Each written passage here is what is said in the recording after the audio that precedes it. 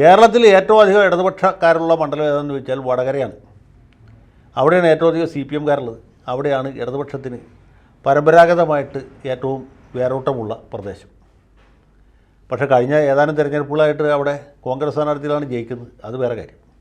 2 തവണ മുല്ലപ്പള്ളി രാമചന്ദ്രൻ ജയിച്ചു, 1 തവണ K മുരളീധരൻ ജയിച്ചു. ഇത്തവണ ശക്തിയായ ഒരു സ്ഥാനാർത്ഥി അവർ വടകരയിൽ ഫീൽഡ് ചെയ്തിട്ടുണ്ട്. അത് നമ്മുടെ ശൈലജ ടീച്ചറാണ്. ടീച്ചർക്കെതിരെ മിക്കവാറും K മുരളീധരൻ തന്നെയായിരിക്കും എതിരാളിയായിട്ട് വരിക. ആര് ജയിക്കും എന്നൊരു കാര്യം അവസാനത്തെ വോട്ട് വരെ എണ്ണിയതിന് ശേഷം നമുക്ക് പറയാൻ പറ്റും. ഞാനിവിടെ പറയാൻ പോകുന്നത് വടകരയെക്കുറിച്ചല്ല, കോഴിക്കോടിനെക്കുറിച്ചാണ്. വടകര കഴിഞ്ഞാൽ പിന്നെ ഏറ്റവും അധികം ഇടതുപക്ഷക്കാരുള്ള മണ്ഡലം കോഴിക്കോടാണ്. പഴയ മുരളീധരനൊക്കെ ജയിച്ചിരുന്ന കോഴിക്കോടല്ല, അതിലുണ്ടായിരുന്ന വയനാടൻ മണ്ഡലങ്ങളും തിരുവമ്പാടിയുമൊക്കെ ഇപ്പോൾ വയനാട് മണ്ഡലത്തിലാണ്.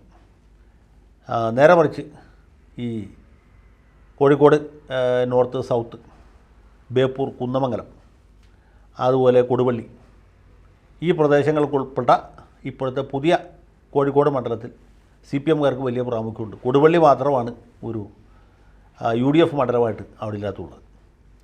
പക്ഷേ കഴിഞ്ഞ 3 തവണയും അവിടെ ജയിച്ചത് കോൺഗ്രസിലെ MK രാഘവനാണ്. അദ്ദേഹം ആദ്യം മത്സരിക്കാൻ വരുമ്പോൾ ജയസാധ്യത തീരെ ഉണ്ടായിരുന്നില്ല. കാരണം അദ്ദേഹം കോഴിക്കോട്ടുകാരനല്ല, പയ്യന്നൂർക്കാരനാണ്.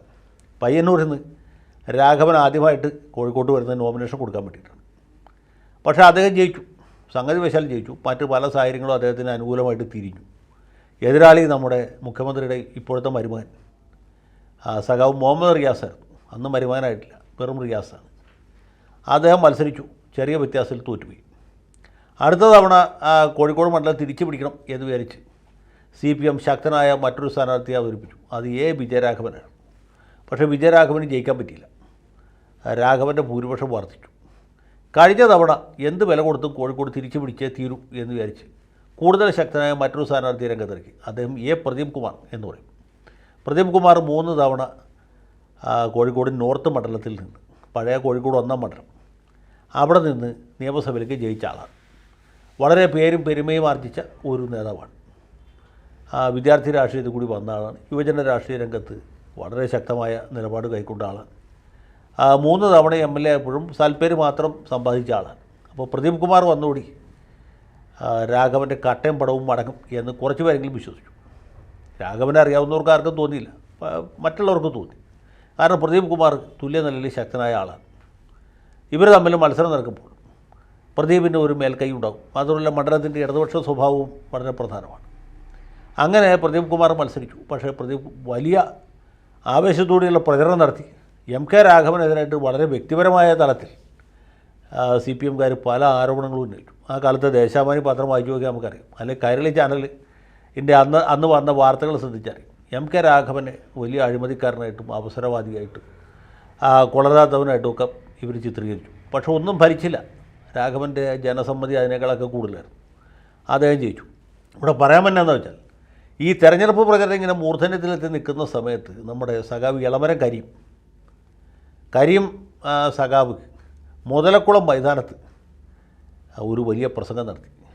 ഇടതുപക്ഷത്തിൻ്റെ ഒരു തെരഞ്ഞെടുപ്പ് പ്രചരണമായിരുന്നു. മുതലക്കുളത്ത് MK രാഘവനെ വ്യക്തിപരമായിട്ട് തേജോവധം ചെയ്തുകൊണ്ട് അതിരൂക്ഷമായ ഭാഷയിൽ അതിഭയങ്കരമായ ഒരു പ്രസംഗം, ഏതാണ്ട് 1.25 മണിക്കൂറോ നീണ്ട അത്യുഗ്രമായ പ്രസംഗമായിരുന്നു. രാഘവനെ അങ്ങേയറ്റം ചവിട്ടി തേച്ചുകൊണ്ട്, അവഹേളിച്ചുകൊണ്ട്, ആക്ഷേപിച്ചുകൊണ്ട് നടത്തിയ ഭയങ്കരമായ പ്രസംഗം അതിഗംഭീരമായി. കേട്ട സഖാക്കളൊക്കെ കൈയടിച്ചു. അത് കേട്ടവർ കേൾക്കാത്തവരോട് പറഞ്ഞു, അവർ മറ്റുള്ളവരോട് പറഞ്ഞു. അങ്ങനെ കരീം സഖാവിൻ്റെ മുതലക്കുളം പ്രസംഗം കോഴിക്കോടിൻ്റെ തെരഞ്ഞെടുപ്പ് ചരിത്രത്തിൽ ഒരു നാഴികക്കല്ലായിട്ട് മാറി. കരീമിനെ പോലൊരു നേതാവ്, ഉന്നതനായ നേതാവ്, UDF സ്ഥാനാർത്ഥിയെ ഈ രീതിയിൽ ആക്ഷേപിച്ച് പ്രസംഗിച്ചതിൽ കുറച്ച് സഖാക്കൾക്കൊക്കെ രോമാഞ്ചുണ്ടായി. പക്ഷേ രാഘവൻ 10 കൊല്ലമായിട്ട് അവിടെ MP ആയിരിക്കുന്ന ആളാണ്. അദ്ദേഹത്തെക്കുറിച്ച് പൊതുവേ ജനങ്ങളുടെ ഇടയിൽ നല്ല അഭിപ്രായമുണ്ട്. ജനങ്ങളുടെ ഇടയിൽ പൊതുവേ നല്ല അഭിപ്രായമുള്ള ഒരാളെക്കുറിച്ച് ഇങ്ങനെ ദൂഷിച്ച് സംസാരിക്കാൻ എന്ത് പറ്റും? ഈ പ്രസംഗിക്കുന്ന ആളെക്കുറിച്ചും അദ്ദേഹം പ്രതിനിധീകരിക്കുന്ന പാർട്ടിയെക്കുറിച്ചും ആ പാർട്ടി സ്പോൺസർ ചെയ്ത സ്ഥാനാർത്ഥിയെക്കുറിച്ചും ജനങ്ങൾക്കുള്ള മതിപ്പിൽ വലിയ മങ്ങലുണ്ടാവും.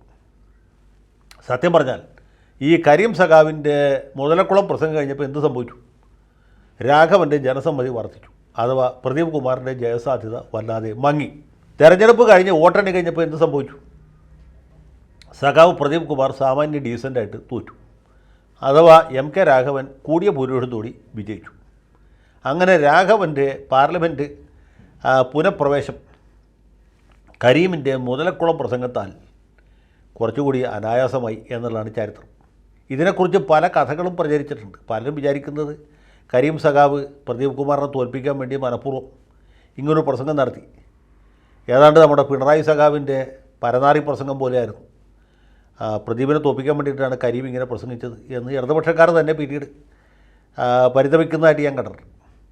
അങ്ങനെ മത്സരിച്ച് പ്രദീപിൻ്റെ പരാജയം ഉറപ്പാക്കിയ അല്ലെങ്കിൽ രാഘവൻ്റെ വിജയം ഉറപ്പാക്കിയ സഖാവ് എളമരം കരീമാണ് ഇത്തവണ എവിടെ മത്സരിക്കുന്നത്? കോഴിക്കോട്ട് മത്സരിക്കുന്നത്. കരീം സഖാവിൻ്റെ രാജ്യസഭയിലെ കാലാവധി കഴിയാൻ പോവുകയാണ്. അപ്പോൾ കാരണഭൂതന് ഇദ്ദേഹത്തിനൊരു പണി കൊടുത്താണ്. എന്നാൽ കരീം സഖാവ് കോഴിക്കോട്ട് മത്സരിക്കും. സഖാവിൻ്റെ തട്ടകമാണ്, അദ്ദേഹം കോഴിക്കോട്ടുകാരനാണ്. കോഴിക്കോട് നഗരത്തിൽ ട്രേഡ് യൂണിയൻ പ്രവർത്തകനായിട്ട് ജീവിത ആയോധന തുടങ്ങിയ ആളാണ്. അപ്പോൾ അദ്ദേഹം കോഴിക്കോട്ട് മത്സരിക്കുന്നു. എതിരാളി MK രാഘവൻ തന്നെയായിരിക്കും. ഔപചാരികമായ പ്രഖ്യാപനം ഉണ്ടായിട്ടില്ല എങ്കിൽ പോലും രാഘവേട്ടൻ കഴിഞ്ഞ 15 കൊല്ലമായിട്ട് അവിടെ കേന്ദ്രീകരിച്ച് പ്രവർത്തിക്കുന്ന ആളാണ്. 2009 പയ്യന്നൂരിൽ നിന്ന് നോമിനേഷൻ കൊടുക്കാൻ വന്ന രാഘവനല്ല ഇന്നത്തെ രാഘവൻ. ഇപ്പോൾ അദ്ദേഹം രാഘവേട്ടൻ എന്ന തുല്യനാമത്തിലാണ് അറിയപ്പെടുന്നത്. അപ്പോൾ മുതലക്കുളത്ത് ഇത്തവണ പ്രസംഗിക്കാനുള്ള ഊഴം ആർക്കാണ്?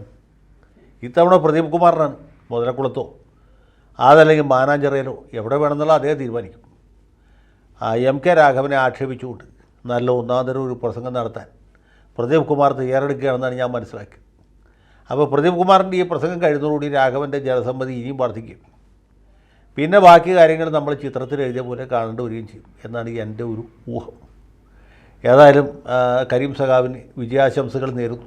ഇതുപോലുള്ള ഒളിവെട്ട് ഉണ്ടാകാനുള്ള സാധ്യത വളരെ കൂടുതലാണ്. ബൈബിളിൽ പറഞ്ഞ പോലെ നീ അളന്ന പോലെ നിനക്കും അളക്കപ്പെടും എന്നുള്ളതാണ് ദൈവഹിതം എന്ന് മാത്രം ഓർമ്മിപ്പിക്കുന്നു. അദ്ദേഹത്തിൻ്റെ രാജ്യസഭ മതിയായിരുന്നു. ഈ പ്രായം കൂടിയ സമയത്ത് വെയിലും കൊണ്ട് കുംഭമീനം മാസത്തെ ചൂടെന്താണ്, വെയിലെന്താണ്? കോഴിക്കോട്ടാണെങ്കിൽ കാക്കയ്ക്ക് ഇരിക്കാൻ സ്ഥലമില്ല, തണലില്ല. അങ്ങനെയുള്ള നഗരത്തിലും നഗരപ്രാന്തങ്ങളിലുമൊക്കെ ഇദ്ദേഹം ഈ കൂടിയ പ്രായത്തിൽ വോട്ട് ചോദിച്ച് നടക്കുന്നത് തന്നെ ഒരു സങ്കടമാണ്. അങ്ങനെ സഖാവ് മത്സരിക്കുമ്പോൾ പ്രദീപ് കുമാർ അദ്ദേഹത്തിൻ്റെ ആവനാഴിയിലെ അസ്ത്രങ്ങൾക്ക് മൂർച്ച കൂട്ടിക്കൊണ്ടിരിക്കുകയാണ്. മുതലക്കുളത്ത് വേണോ അതോ മാനാഞ്ചിറയിൽ വേണോ അതുമല്ലേ വേറെ എവിടെയെങ്കിലും വേണോ എന്ന കാര്യം തീരുമാനിച്ചിട്ടില്ല എന്ന് മാത്രമേ ഉള്ളൂ.